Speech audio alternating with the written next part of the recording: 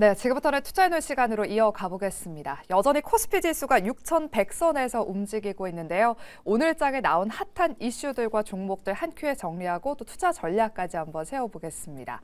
오늘 수요일에 함께할 두 분부터 먼저 소개하도록 할게요. SB인베스트 이주호 본부장, 퍼스트프라임 리서치 손효로 팀장 두 분과 함께합니다. 어서 오세요. 안녕하세요. 네. 또 마지막 순서로는 두 분의 탑픽주가 준비되어 있으니까요. 기대 많이 해주시기 바랍니다. 그럼 먼저 코스피의 6천선을 이끈 1등 공신 반도체 대장주 이야기부터 나눠보겠습니다. 1월 22일에 처음으로 5,000피를 달성한 이후 한 달여 만에 지금 코스피 지수가 6천선까지 올라왔는데요. 거의 브레이크가 없다라는 그런 말이 나올 정도로 무섭게 파죽지세 흐름을 이어가고 있습니다. 삼성전자와 SK하이닉스가 여전히 1, 2%, 한 2% 가까운 상승세를 유지하고 있는데요. 이주호 본부장님. 지금 2027년에는 삼성전자 영업이익이 엔비디아를 뛰어넘을 것이다라는 그런 장밋빛 전망까지 나오고 있습니다. 내일 오전이면 엔비디아 실적 발표까지 나올 텐데 엔비디아 실적 발표 전후로 해서 어떤 투자 전략이 필요한지 여전히 반도체 이런 훈풍은 꺾이지 않을까요?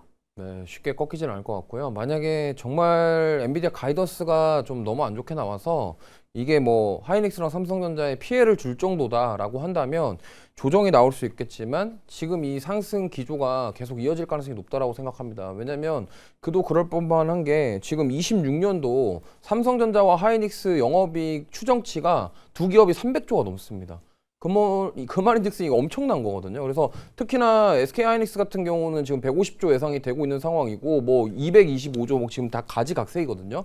근데 저렇게 되면은 하이닉스 시총이 700조 가정했을 때 현저히 싸다라고 평가할 수도 있는 거고 지금 이렇게 된 이상 그러면 이제 지금 현재 주가가 싸다라는 거거든요. 그러면 엔비디아 실적이 잘 안 나오던 잘 나오던 간에 물론 변동이 있을 수는 있겠지만 계속적으로 우상향이 이어질 가능성은 매우 높다라는 점. 그렇기 때문에 앞으로 지금 뭐 돈을 너무 많이 벌어들일 것이기 때문에 지금 많이 올라왔지만 그럼에도 추가 상승이 가능할 것으로 예상하고 있어서 내일 엔비디아 실적은 크게 걱정 안 하셔도 될 것 같고 우리의 예상만큼 잘 나오지 않을까 이렇게 생각하고 있습니다.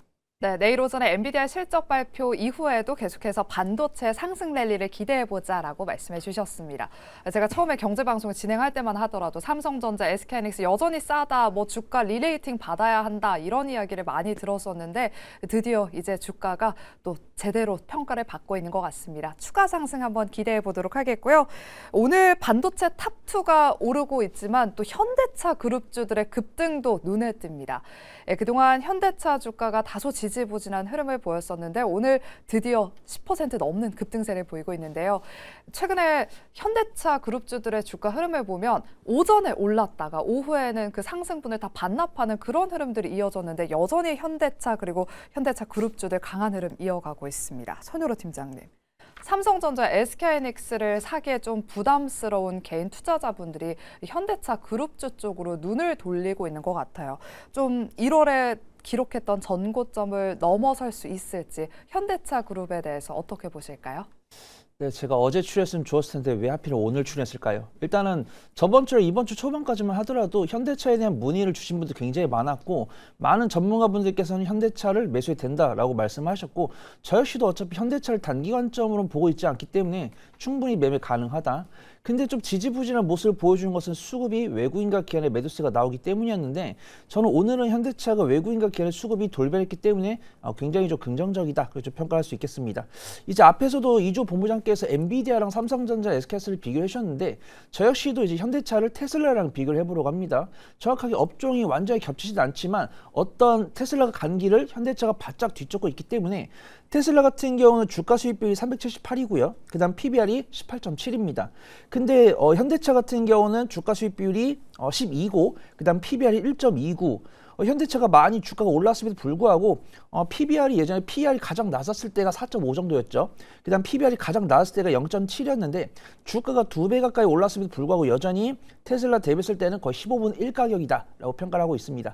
그래서 그냥 마냥 저평가 매력도만 갖고 있느냐. 근데 현대차가 오늘 뉴스 나왔죠. 새만금의 AI랑 로봇에 대한 신사업에 10조를 투자를 하면서 현대차가 돈도 많이 벌지만 이 돈을 자기 호주머니에만 넣지 않고 이 신사업을 개발하기 위해서 투자를 진행하는 하는구나 이런 뉴스가 나오면서 뭐 현대차, 뭐 현대모비스, 현대오토웨버 이런 종목들이 강세를 보이고 있습니다. 그래서 현대차 같은 경우 전 실패할 가능성은 거의 없다라고 보고 있고 현저하게 저평가금 내도를 갖고 있는데 외국인과 계열 수급이 들어오고 있기 때문에 나는 단기적 변동성을 선호한다라고 하신 분들은 뭐 현대모비스나 뭐 현대오토웨버 이런 종목들도 괜찮고 저는 조금 단기적 변동성을 선호하지 않는데요 라고 하신 분들은 현대차 이런 종목들 보시면 좋을 것 같고 아니 이렇게 너무 유명한 종목 말고 내가 좀 알고 있었지만 잊고 있었던 그런 종목 없을까요? 라고 하신 분들은 오늘 마지막까지 조금만 지켜봐 주시면 좋을 것 같습니다.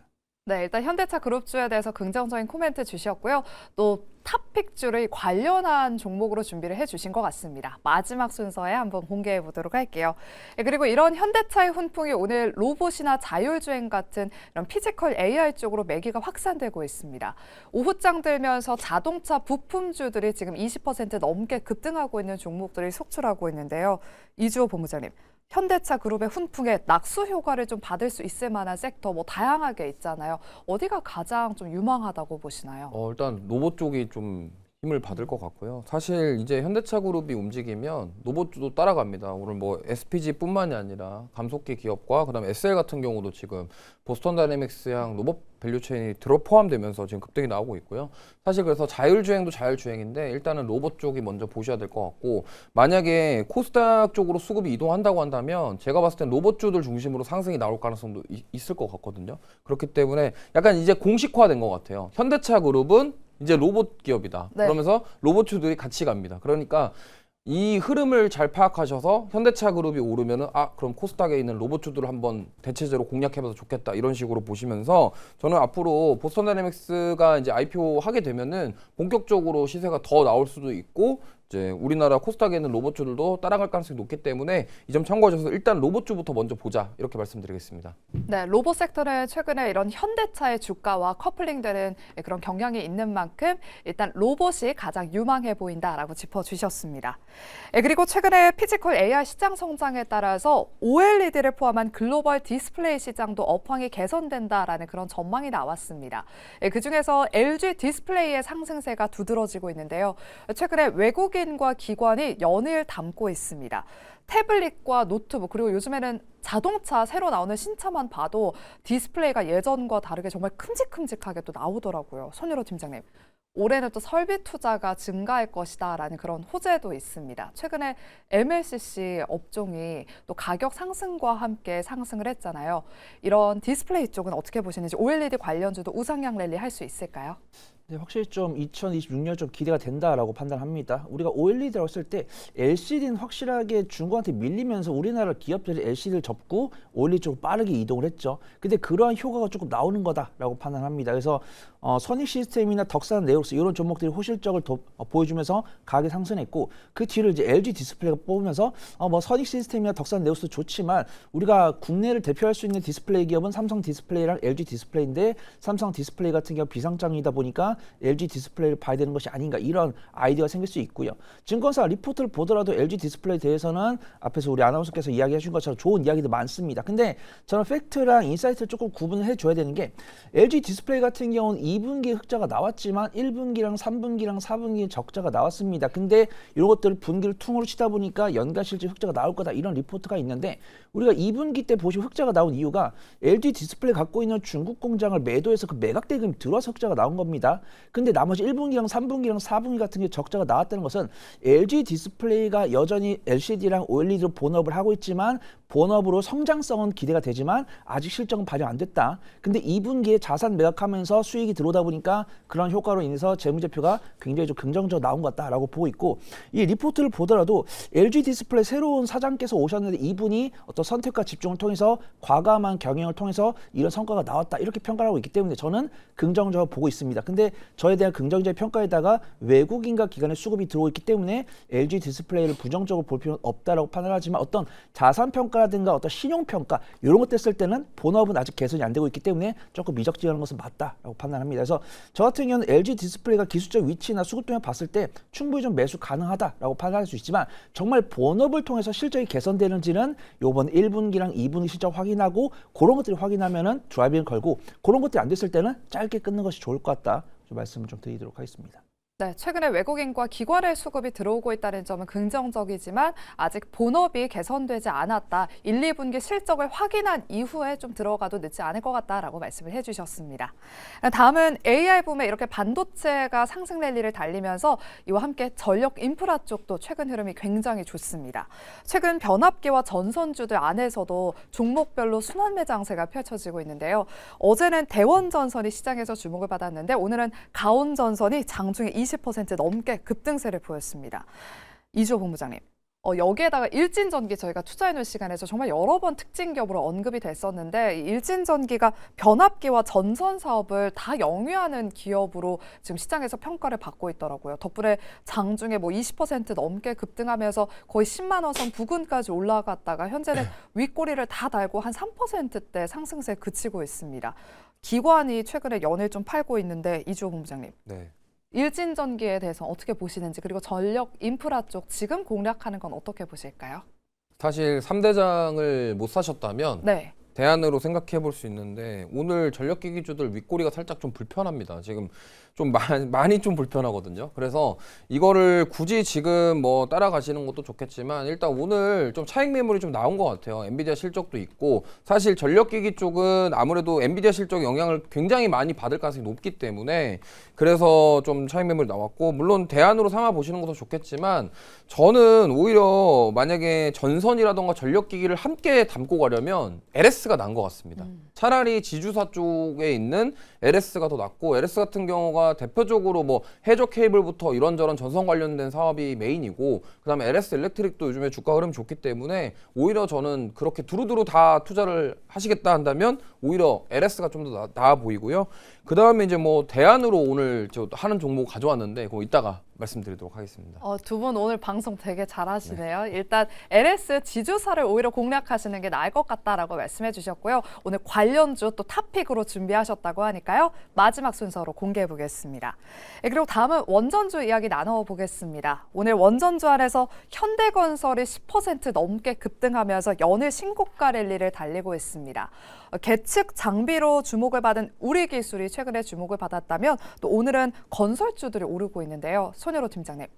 일단 현대건설 대장주로 자리를 잡는지 궁금하고요. 그리고 이 원전 모멘텀을 가진 건설주들을 좀 살펴보니까 현대건설 이외에도 뭐 삼성, E&A, DL, ENC, 뭐 대우건설 여러 기업들이 좀 있더라고요. 네, 저저번 주에도 이제 설 연휴 전에 원전 이제 건설 쪽을 말씀드렸던 것 같습니다. 원전에 대한 기대감에다가 정부에서 부동산 정책 기대감으로 그 중심에 건설이 있다 보니까 그 낙수 효과를 얻을 수 있다 이렇게 말씀드렸던 것 같고 저 역시도 그때 탑픽으로 DL, ENC를 말씀드렸던 것 같아요. 근데 DL, ENC는 좀 매매를 잘 못하신 분들께 권해드린 거고 단기적인 변동성을 선호하신 분들은 뭐 현대건설이나 대우건설, 뭐 삼성물산, 뭐 삼성 E&A 예전에 삼성 엔지니어링이었죠. 이런 종목들도 괜찮다라고 판단합니다.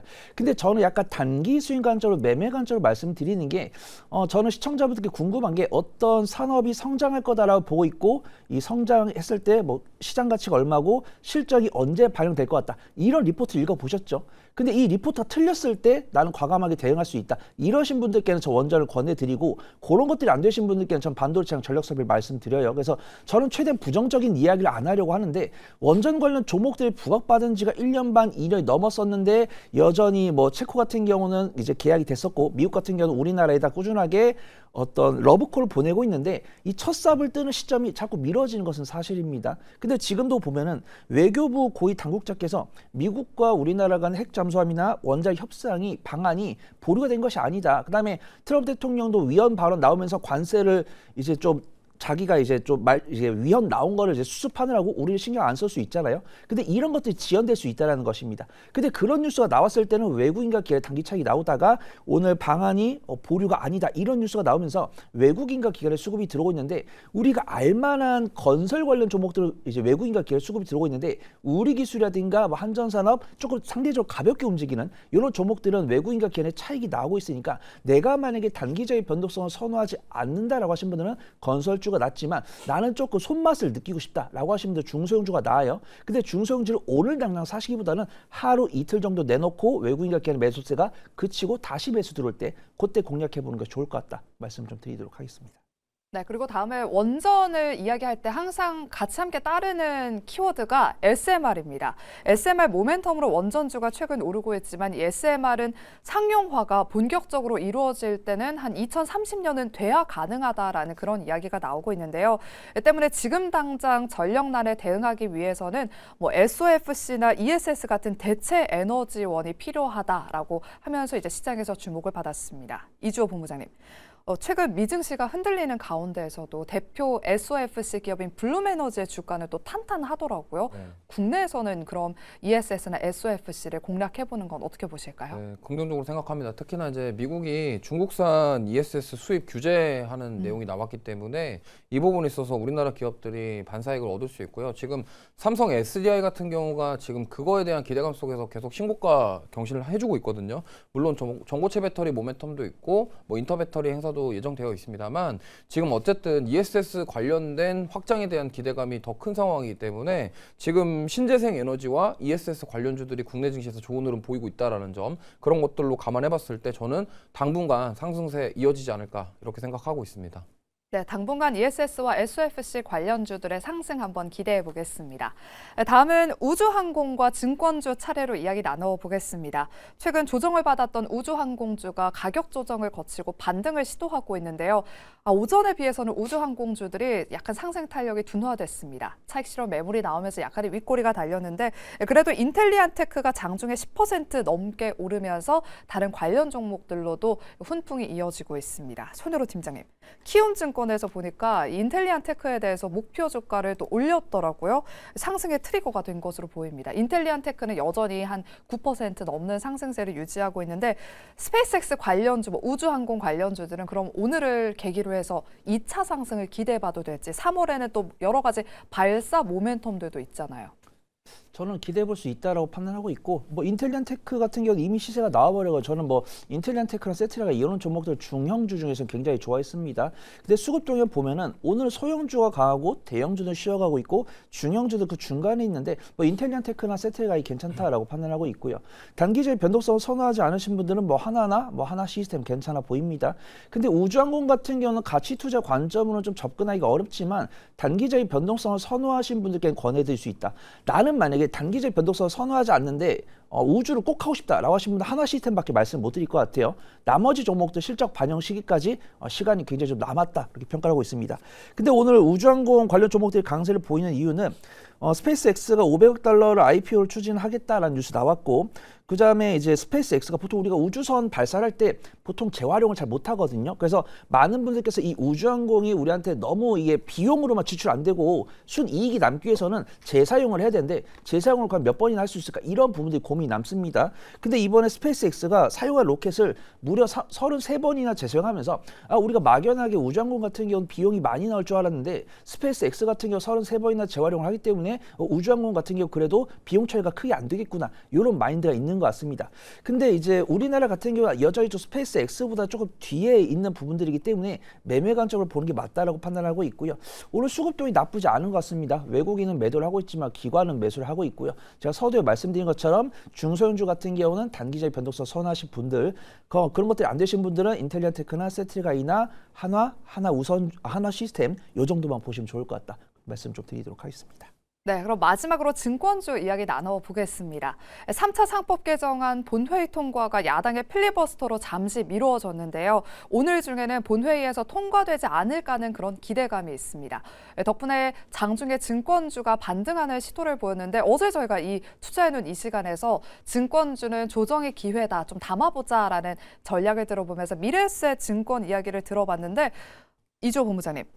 지난 며칠간 조정을 받았었잖아요. 우리 본부장님의 생각은 좀 어떠실까요? 증권주 담는 전략 지금이라도 좀 담아봐야 될까요? 증권주 중에 저도 미래에셋 증권입니다. 왜냐하면 자사주가 23% 정도 있고요. 그다음에 스페이스X 지분 가치도 있기 때문에 지금 뭐 사실 미래에셋 증권이 대장 아닐까 이렇게 생각합니다. 오늘 또 10% 가까이 올라가고 있는데 추가 상승도 가능해 보이고요. 만약에 증권주 하나 고르라고 하시면은 미래에셋 증권 말씀드리도록 하겠습니다.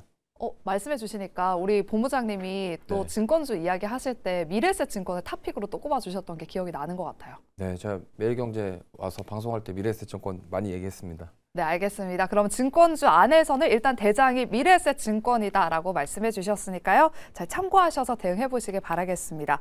그럼 마지막으로 정말 급락하고 있는 종목이 하나 있어서 짧게 좀 여쭤보도록 할게요. 클래시스가 지금 10% 넘게 급락하고 있습니다. 클래시스의 최대 주주인 베인캐피탈이 보유 지분 일부를 블록딜 매각한다라는 소식에 지금 투심이 한번 꺾였는데요. 손여로 팀장님. 지금 작년에도 블록딜 매각으로 한번 급락을 했었는데 그때도 낙폭을 다 말아 올릴 정도로 강한 매수세가 유입이 됐었습니다. 이번에는 흐름을 어떻게 분석하고 계신지 클래시스 지금 거래량을 동반한 장대 음봉이 나왔거든요. 어떻게 해볼까요? 네, 아마 저보다 주력이 길거나 조금 펀드에 관심 있으신 분들은 자주 보셨을 겁니다. 블록딜이라는 단어가 있는데 사모펀드가 최대 주주인 경우에는 이런 사례가 많이 있습니다. 그들은 이 기업의 경영을 좀 정상화해가지고 옥석이다라고 구분되는 종목을 최대 주주 돼가지고 어떤 구조 개선이라든가 불필요한 자산을 매각하면서 수익을 챙깁니다. 그러면서 사모펀드들 보통 한 3, 4년 이내는 엑짓을 목표로 들어오더라고요. 그래서 저번 주에는 HPSP가 그런 경우가 있었고 클래시스 같은 경우도 좋은 실적 나왔고 어떤 재무 가치에 대한 훼손이 없는데 이제 어떤 이 사모펀드 같은 경우도 주주들이 조금 압박을 넣은 것 같습니다. 우리 수익이 필요한데 언제 할 거냐 고민하다가 진행한 것 같아요. 그래서 많은 분들께서 이런 얘기 하시죠. 클래시스를 둘러싼 재무 가치에 대한 훼손은 없지만 그 경영과 그 경영에 모여있는 자금 때문에 어쩔 수 없이 이런 상황이다라고 판단하고 있고 클래시스를 이미 보유하고 계신 분들도 오히려 추가 매수의 기회로 삼아보시면 좋을 것 같고 클래시스를 매수하려고 이렇게 지켜보고 계셨던 분들은 좋은 매수 기회다라고 판단되고 있는데 이미 좀 외국인과 기관의 거래 대금을 동반한 하락이 나오고 있기 때문에 오늘 당장 매수를 하기보다는 한 2, 3일 정도 지켜보자. 그 좀 말씀 좀 드리도록 하겠습니다. 네, 그럼 마지막 순서로 두 분의 탑픽주 공개해 보겠습니다. 먼저 이주호 본부장님의 오늘 전력 인프라 탑픽주는요? 네, 산일전기 가져왔습니다. 오늘 이 종목도 약간 윗꼬리와 음봉이 좀 불편하긴 한데 다른 3대장 초과압 변압기와는 좀 성격이 다릅니다. 그러니까 특수 변압기인데 여기가 신재생에너지랑 ESS 쪽 특수 변압기이기 때문에 좀 결이 다릅니다. 그래서 아까도 말씀드렸지만 지금 ESS 시장이 좀 커지고 있기 때문에 그로 인한 수혜를 받을 수 있다라고 생각하고 있고요. 그러고 수주 잔고는 계속 늘어나는 상황. 근데 불편한 점이 하나 있습니다. 2대 주주의 지분 매각에 대한 이슈가 있어서 단기적인 악재가 될 수 있지만 그래도 우상향할 것으로 보고 있습니다. 그래서 목표가는 20만 원, 손절가는 타이트하게 16만 원 말씀드리도록 하겠습니다. 네, 산일전기였고요. 이어서 손여로 팀장님의 또 피지컬 AI 탑픽 후속주 공개해 주시죠. 네, 일단 우여곡절 많습니다. 제가 저번 주에 로봇주를 말씀드렸기 때문에 로봇주 제외하고 자율주행에서 말씀드릴 건데 네. 현대차랑 현대모비스랑 현대글로비스, 현대오토바 이런 종목들 말씀드리면 이제 채널이 돌아가니까 그 종목들을 제외했을 때 매매를 정말 잘하신 분들은 뭐 퓨런티어나 라닉스 공략할 수 있겠죠. 근데 이런 종목들 다 제외하고 나면 남은 거는 HL 만도밖에 없는 것 같습니다. 그래서 단기적인 관점을 좀 이제 어떤 제동기라든가 자동차 부품, 그다음에 이들이 만들고 있는 자동차 부품이 자율주행 차량이 납품이 되고 있고 HL 만도 같은 경우는 판교에 자율주행 부품 연구소를 갖고 있기 때문에 이들이 만들고 있는 부품이 자율주행 차량과 로봇에 포함될 수 있다라고 보고 있고 HL 만도의 재무제표를 보면은 매출과 영업이익과 단기 수익 굉장히 견조한 모습 보여주고 있고 오늘 외국인과 계열 수급 들어오니까 분할 매수하셔가지고 손절가랑 목표가 잡고 대응해 보시면 좋을 것 같습니다. 네, HL만도까지 이야기 나눠봤고요. 현재 현대차의 주가가 10% 넘게 상승폭을 더 키워나가고 있습니다. 그래서 저희가 내일 특별하게 투자해놓은 이 시간에서 유진투자증권 이재일 연구원을 모셔서 현대차를 비롯한 자동차 섹터